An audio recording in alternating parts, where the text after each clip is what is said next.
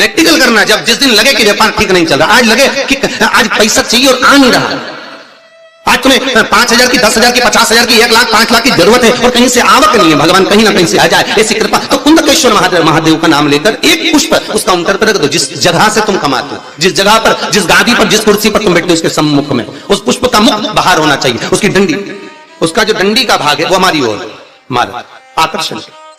जैसे भगवान को जो फूल देते हैं, आपको मालूम होगा ना, भगवान को जो पुष्प देते हैं तो पुष्प का मुख कहां रखते हैं? भगवान की ओर। ठीक है, मतलब जैसे भगवान गोपाल जी बैठे हुए हैं तो भगवान को अगर आप पुष्प दोगे तो फूल का मुख किधर रखोगे? भगवान की ओर। डंडी का मुख किधर रखोगे? अपनी ओर। उसी तरह जब अपने कार्य की सिद्धता के लिए अपन कोई कार्य कर रहे हैं, किसी को देना है हमको, तो ये पुष्प का मुख बाहर की ओर रखना। हमको जब काउंटर पर रखे तो सम्मुख रखे कि इससे हमें कुछ प्राप्त हो। पर दुनिया के लोग उल्टा फूल चढ़ाते हैं भगवान को। तुम हमेशा देखना, शंकर जी के मंदिर में जाएंगे तो जो शिवलिंग होगा ना शंकर भगवान का, जितने पूजन करने वालों को देखोगे ना, ये शंकर जी का शिवलिंग, तो फूल कैसे चढ़ा के आएंगे? ऐसे जमा के आएंगे, डंडी भगवान की ओर कर देंगे, फूल अपनी ओर कर देंगे, ऐसे भगवान को चढ़ाएंगे। फूल का मुंह अपनी ओर, डंडी का मुंह तुम्हारी ओर, मतलब कांटे तुम्हें चुभे, हमें तो अच्छे। लोगों को पुष्प चढ़ाना भी नहीं आता।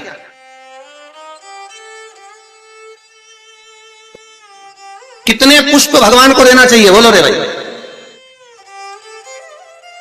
भगवान को रिझाने के लिए कितने फूल भगवान को देना चाहिए?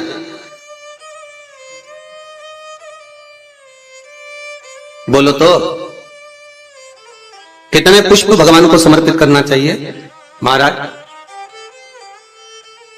भगवान को कितने पुष्प देना चाहिए रिझाने के लिए? भगवान को, अभी यहां से आवाज आई थी, 4 पुष्प भगवान को समर्पित करना चाहिए। कितने पुष्प? 4। बचपन, जवानी, अधेड़ी और बुढ़ापा, 4 अवस्था संवारने के लिए भगवान को 4 पुष्प दिए जाते हैं। पुष्प देते समय, जिस दिन तुम भगवान को पुष्प दे रहे हो उस दिन हमें कुछ भी नहीं कहना, हमारी तरफ से ये पुष्प भगवान से कहे। पुष्प भगवान से क्या कहता है कि भगवान मुझ में जैसी सुगंध है वैसी इसके जीवन में सुगंध देना।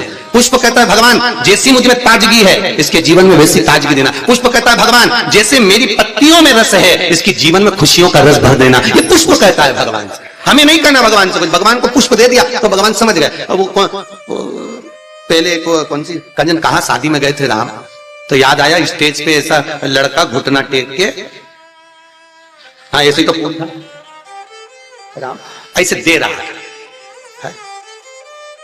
तो हमने पूछ लिया भैया ये हमारे यहाँ तो ब्याह में जब भावर होती है उसके पहले जयमाला कराते हैं, माला पिना देते हैं, तो ये फूल मूल का चक्कर तो हमको समझ में ही नहीं आया। तो हमने पूछा ये फूल काहे को दिया है? तो कहा गुरु जी समर्पण के लिए दिया। हमने कहा बहुत बढ़िया। तो हमने कहा गोभी का दे देता तो सब्जी तो बन जाता। अब समर्पण के भाई देव मना नहीं है, पर हमारे यहाँ ऐसा विधान नहीं है फूल वगैरह देने का।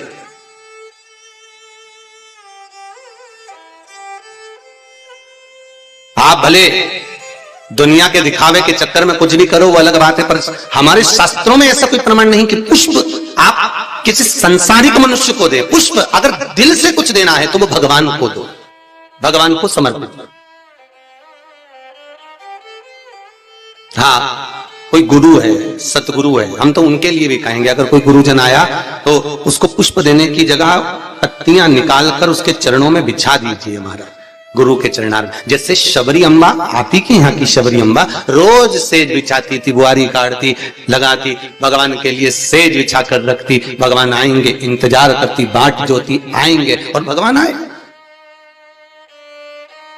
भगवान प्राप्त हुए। और जब शबरी अम्बा के दरवाजे पर जैसे भगवान के लिए पुष्प बिखेर देती है, आप भी गुरुजन के लिए, परमात्मा के सुख के लिए। आप ये नहीं कि भगवान को बहुत कुछ दो, भगवान को अगर 4 पुष्प भी दे रहे हो तो बहुत है, और पुष्प भी नहीं तो एक पंखड़ी भी आप भगवान को दे रहे हो तो भी चलेगा। तो यहाँ तो शिव महापुराण में तो ये भी नहीं लिखा कि पंखड़ी भी दो। शिव महापुराण तो कहती है अपना दिल दो भगवान। क्या दो? अपना मन, अपना हृदय भगवान को दे दो। भगवान को संपदा नहीं, धन नहीं, दौलत नहीं, सत्ता नहीं, तुम्हारा वैभव नहीं, कुछ भी नहीं चाहिए। जो तुम पैसा चढ़ा रहे हो वो भी भगवान को नहीं चाहिए, जो तुम वस्त्र चढ़ा रहे हो वो भी भगवान को नहीं चाहिए, जो तुम आभूषण चढ़ा रहे हो वो भी भगवान को नहीं। भगवान तो करें हृदय दे मुझको, निर्मल मन सो मोहि पावा, आपका चित्त मुझे दे, और वो भी अच्छा देना। देखो हृदय भी देना तो अच्छा देना है, और भगवान को वो दो जो भगवान के पास में नहीं है। हम भगवान को वो देते हैं जो भगवान के पास में, ले आओ जरा वो फूल ले जाओ, भगवान को गेंदा का फूल चढ़ा दो, माला चढ़ा दो, ये चढ़ा दो। तो भगवान को, भगवान से भी तो पूछो तुम्हें अच्छा क्या लगता है, बताओ हम तुम्हारे लिए वो लेकर आएंगे। कभी भगवान से कहो जाके, अरे भाई तुम्हारे पास में अगर लाल कलर की साड़ी है और कोई तुम्हें लाल कलर की साड़ी दे दे तो तुम तैयार करोगी क्या? अरे बोलो तो, तुम्हारे पास तो पहले से अलमारी में 25-30 साड़ियां लाल कलर की रखी है, कोई पीली दे दे तो तुम तैयार नहीं करोगे। हाँ, ऐसा कोई कलर हो जो कलर तुम्हारे पास में नहीं है और किसी ने दिया तो तुमने उसमें तुरंत फाल पीको सब लगवा लोगों के तैयारी करके और तुरंत रख दिया। बोलो रखोगी कि नहीं रखोगी? और मालूम पड़े किसी ने लाल साड़ी दे दी, पीली दे दी, नीली दे दी, जो तुम्हारे पास में पहले से थी और अच्छी साड़ी थी तो तुमने बहू को दे दी। बोलो दी कि नहीं दी? तुम्हारे तो काम आ नहीं रही तो तुमने बहू को दे दी, और अच्छी थी तो बेटी को दे दी। थोड़ी भी साड़ी अगर गड़बड़ थी तो भागवत जी पे चढ़ा दी। ठीक है, तो भागवत पे चढ़ा होता है। कोई ने पूछा था कि गुरुजी ये दुनिया के लोग आरती में ही खोटा सिक्का क्यों चढ़ाते हैं? मंदिर में लोग खोटा सिक्का क्यों चढ़ाते? फटा हुआ नोट, खोटा सिक्का मंदिर में चढ़ाएंगे, धर्म की जगह पर चढ़ाएंगे, अच्छी जगह पर कहीं नहीं देंगे। पर तो हमने कहा भाई सीधी सीधी बात है, जो दुनिया में कहीं नहीं चलता वो इसी के पास चलता।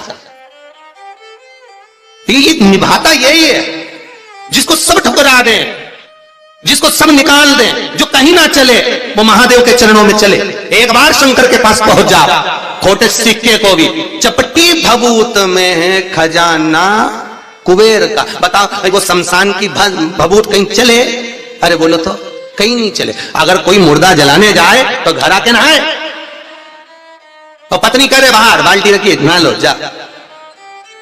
और अगर ऐसे ही घुस जाए घर में फिर देखो तुम्हें तो अक्ल ही नहीं है, मुर्दा जला के आए हो, पूरी अक्ल वहीं पे छोड़ी आए के शमशान में। बाहर जाओ नहाओ, कपड़े भी वहीं छोड़ दो, वहीं गीले करो, जिस गाड़ी पर आयो गाड़ी पर भी पानी डलवा, चप्पल भी गीली करो, मोबाइल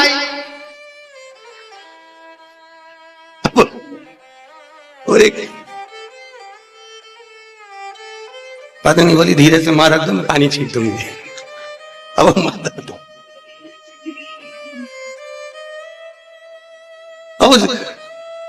विचार करना, वो शमशान की राख कहीं नहीं चले पर एक ही को चले। किसको? महादेव। वो उसके पास ऐसी चले कि वही भस्मी करोड़ों की हो जाती है। दक्षिण मुखी शंख होता है, गणेश शंख होता है, लक्ष्मी शंख होता है, नारायण शंख होता है, महाराज कुबेर शंख होता है, उत्तरवर्ती शंख होता है, भूमि शंख होता है और राक्षस शंख होता है। एक शंख हमारे घर में ऐसा राक्षस शंख, कहीं हम गए बाजार में और हम खरीद कर लिया, तो राक्षस जो शंख होता है जब तक वो घर के अंदर रहता है तब तक घर में अशांति बन ही रहती है। चाहे सास हो, ननंद हो, देवरानी हो, जेठानी हो, भाई भाई हो, कुटुंब कबीला हो। और कई लोग कहते हैं महाराज पत्नी का स्वभाव तीव्र है, कोई कहता माँ का स्वभाव तीव्र है, कोई कहता जेठानी का स्वभाव तीव्र है, कोई कहता पति का स्वभाव तीव्र। अर्थात याद करना मतलब तुम्हारे घर में कोई शंख ऐसा रखा हुआ है तो उसका राक्षस वृत्ति शंख रखा हुआ है, जिसके कारण बस वो राक्षस प्रवृत्ति देगा ही महाराज। उसी तरह एक गणेश शंख होता है, किसी शंख वाले की दुकान पर जाओगे, पूजन वाले की दुकान पर जाओगे तो मिलेगा गणेश शंख होता है, उसको कहना है गणेश शंख दो, तो गणेश शंख जो मिलेगा उस शंख की आकृति होती है सूंड जैसा मुड़ा हुआ था। तो उस गणेश शंख में पानी डालकर महाराज उसमें एक कमल गट्टा जानते हो, किराने की दुकान पर मिलता है काले कलर का, वो कमल गट्टा उसमें पटक दिया जाता है। शुक्रवार के दिन, शुक्रवार, शनिवार और रविवार 3 दिन तक उसमें पानी भरा रहता है।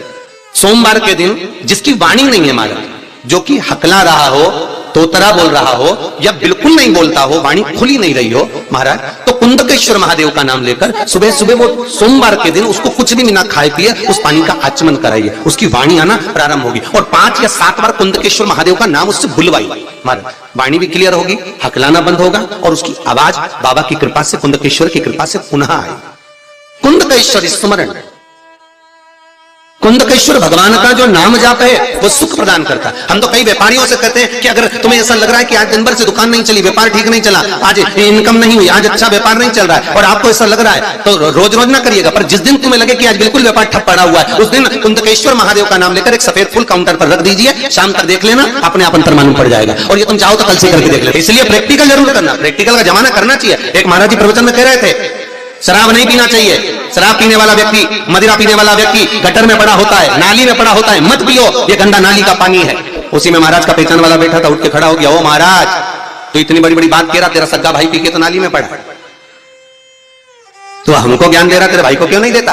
महाराज जी बोले देखो भैया, मैं भी प्रवचन कर रहा हूं, मेरा भाई भी प्रवचन कर रहा है, मैं मुख से समझा रहा हूं, मेरा भाई प्रैक्टिकल करके दिखा रहा है। तुम जैसे समझना चाहो वैसे समझ जाओ। इसलिए प्रैक्टिकल जरूर करना, कि अगर लगे कि आज व्यापार, हाँ व्यापार ठीक चले तो बिल्कुल मत करना, और नहीं तो तुम और लोग लालच में करने बैठ जाओ। है तुम होशियार कम हो गई।